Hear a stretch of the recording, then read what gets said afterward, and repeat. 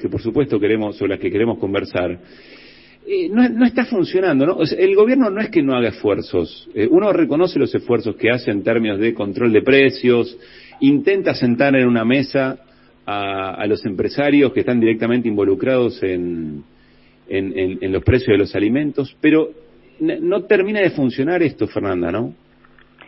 Esfuerzos del Estado Nacional desde distintas carteras, también desde los estados provinciales.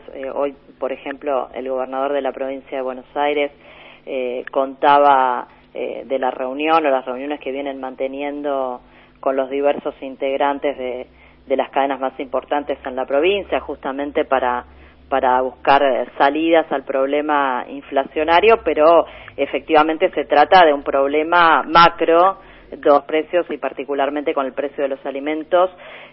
Tiene que ver con variables que dependan endógenamente de la Argentina, ¿no? Esencialmente porque lo que hay es un proceso muy marcado, un ciclo alcista en el precio internacional de las commodities agropecuarias, que son los principales productos que forman parte de la canasta exportadora de la Argentina, y donde el conflicto distributivo, en definitiva, que tenemos en nuestro país, tiene que ver con esto, ¿no? Con esa superposición que hay entre la canasta y la canasta de exportaciones, donde... El famoso desacople que hay que conseguir. Exactamente, y por eso es que siempre los economistas hemos planteado frente a estas circunstancias, que no es nueva para la Argentina, cada vez que hay un ciclo, ni para la Argentina ni para otros países. Por ejemplo, Brasil está teniendo muchos problemas con el arroz, que sabemos que es un alimento muy importante de la dieta de los brasileños y las brasileras, y ha tenido una trepada de 85%, y Bolsonaro ha anunciado la apertura de importaciones como a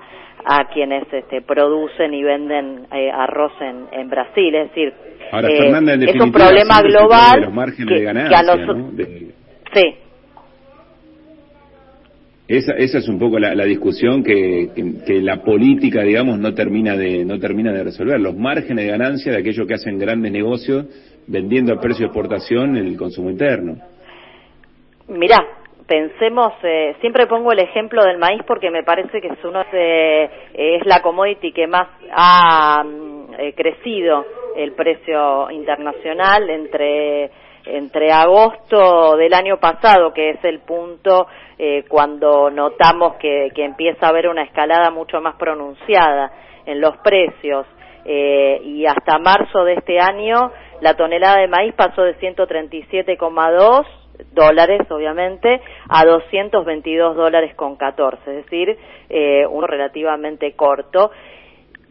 Y el maíz, entre otras cuestiones, bueno, es el principal insumo de engorde, ¿no? El alimento del ganado, y resalto esto porque creo que uno de los alimentos constitutivos de la dieta de los argentinos y las argentinas es justamente la carne, y estamos viendo precios prohibitivos en la carne, ¿no? Cuando vemos cómo ha evolucionado el precio de la carne, los principales cortes entre los rubros que releva el INDEC de incremento el asado, estoy hablando desde comienzos del año pasado hasta aquí, 89% la nalga, 86% la paleta. Bueno, esto tiene mucho que ver con lo que está ocurriendo, por un lado con el precio internacional del maíz, y también con lo que ocurre concretamente con la carne, ¿no? Porque la Argentina pasó de venderle muy poca carne o casi nada a China hace una década atrás, por poner un corte, y hoy está vendiendo prácticamente la totalidad, que prácticamente no tiene límites, ¿no? Y vos ahí proponés tiene 1.400 millones de habitantes. Y vos ahí, Fernanda, proponés subir retenciones al maíz. Mirá, yo creo que hay, no son infinitos, pero hay distintos instrumentos que se pueden utilizar para justamente desacoplar precios internacionales de domésticos y garantizar el abastecimiento interno de lo que comemos los argentinos y las argentinas. Esta es la premisa básica, ¿no? Y nadie está pidiendo de estos instrumentos que nadie vaya a pérdida, por supuesto nadie lo va a hacer, pero pensemos en el caso del maíz.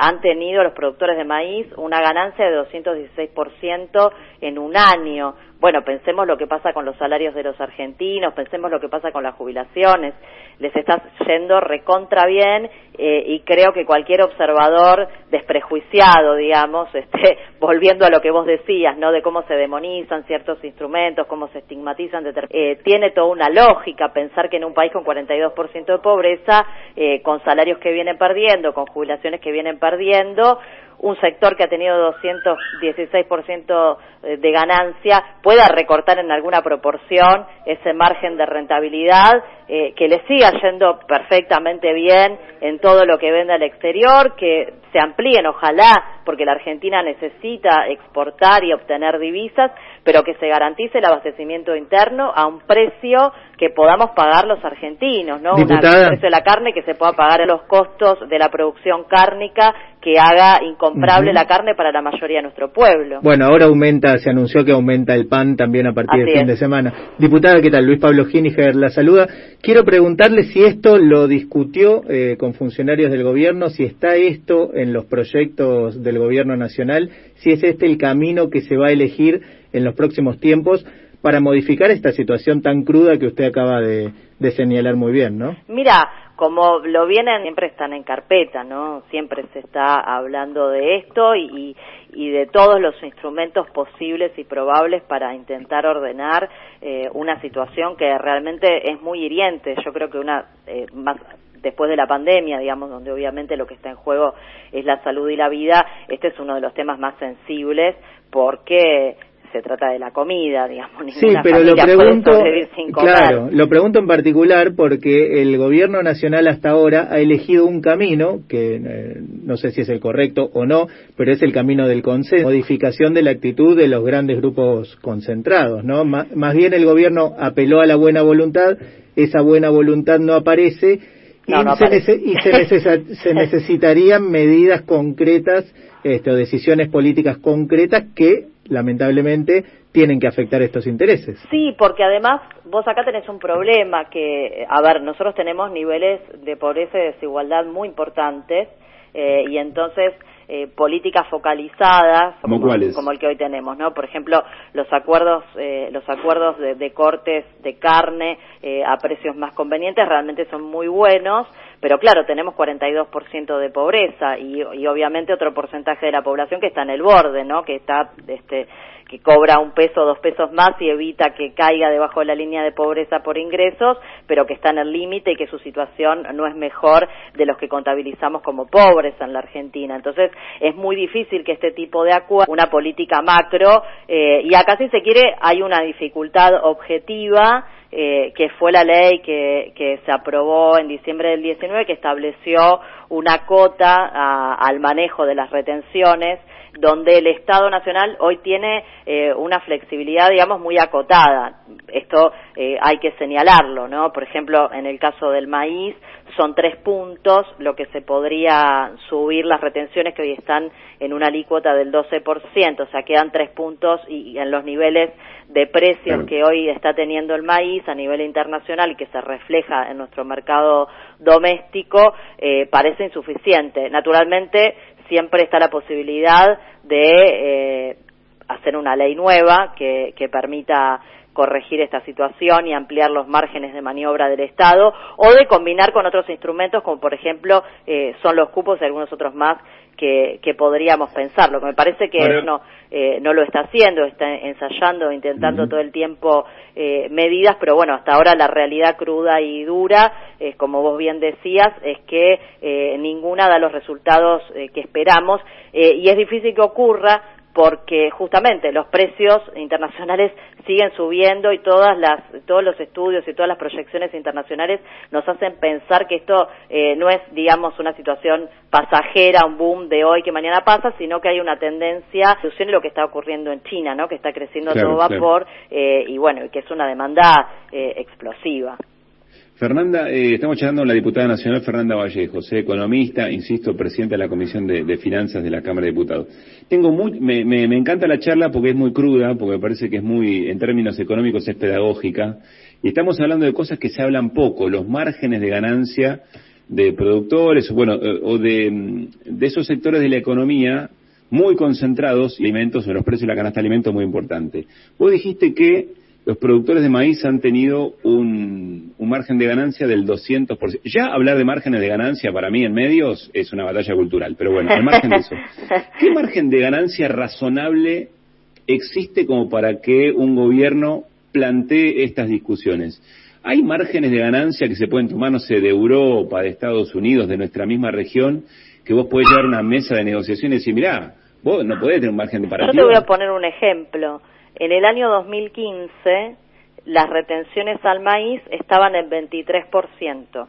Después, bueno, vino Macri, hizo un desastre con los derechos de exportación, recortó, eliminó, y esto se corrigió parcialmente en diciembre del 19, cuando asumió nuestro gobierno, y hoy estamos en una alícuota del 12, es decir, la mitad de lo que pagaban en el 2015.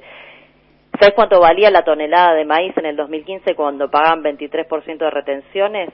¿Cuánto? 104 años, porque a lo mejor me quedó corta, pero marzo de este año, más de $1.370 la tonelada. Obviamente el tipo de cambio tuvo una variación muy significativa, ¿no? En aquel momento, en el 2015, nos llegaba a 10 pesos el dólar. Dijiste 141 es decir, que en pesos, te lo pongo en pesos, la tonelada de maíz en el 2015 valía 1.377 pesos.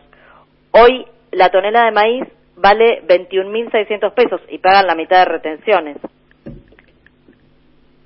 En el 2015 seguramente quienes producían y exportaban maíz en la Argentina no estaban perdiendo dinero, sí seguramente estaban ganando mucho menos que ahora. Obviamente con estos precios internacionales y con este tipo de cambio que también beneficia a los sectores agroexportadores, no solamente el precio internacional de las commodities, bueno, esos márgenes de ganancias siderales, es obvio que hay ahí un espacio para trabajar en una solución que es de orden moral. Digo, no podemos, y me parece que tampoco quienes producen alimentos en la Argentina o insumos para la producción de alimentos en la Argentina pueden ser parte de una comunidad donde hay un sector que tiene una ganancia superior al 200%, mientras una gran mayoría de la población está sufriendo por debajo de la línea de pobreza. Eso me parece Fernanda, que no resiste ningún análisis. Mi última pregunta, y te dejo que la respondas con tranquilidad, digamos. Está los privilegios que nos sueltan esos márgenes de ganancia, como vos dijiste, y como dijo Alberto Fernández, cuando le dijo a Roca, ¿no? Le dijo, no queremos que pierda, quiero que gane menos en un contexto de pandemia, etcétera. Evidentemente la traba tiene que ver con la famosa correlación de fuerzas para plantarse de otra manera. Frente a eso, ¿qué es lo que vos planteás? Porque yo me pongo en el gobierno y digo, bueno, sí, todo bien, pero yo les pido que vengan y me muestren la estructura de costos. Y no quieren, y dicen que el Estado se está metiendo que está vulnerando la propiedad privada, etcétera, etcétera. ¿Hay margen político para hacer lo que vos decís, aumento más generalizado de salarios? Mira, el margen político que nosotros tenemos, como cualquier gobierno popular en la historia, es el respaldo de nuestra ciudadanía.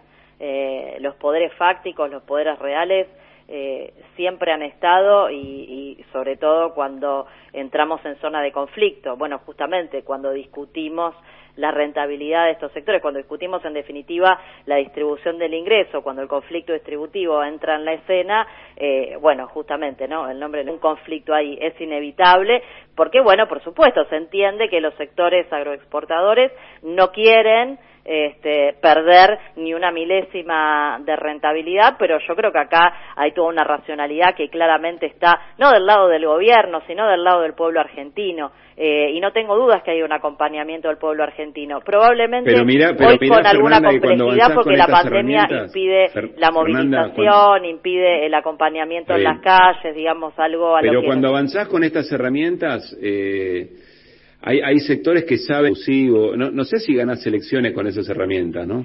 Mira, yo creo que acá hay una prioridad que es que los argentinos tienen que poder comer, y para eso los alimentos tienen que estar a precios accesibles, y esto está muy por encima de lo que puedan decir todos los sectores que critican y adversan a nuestro gobierno.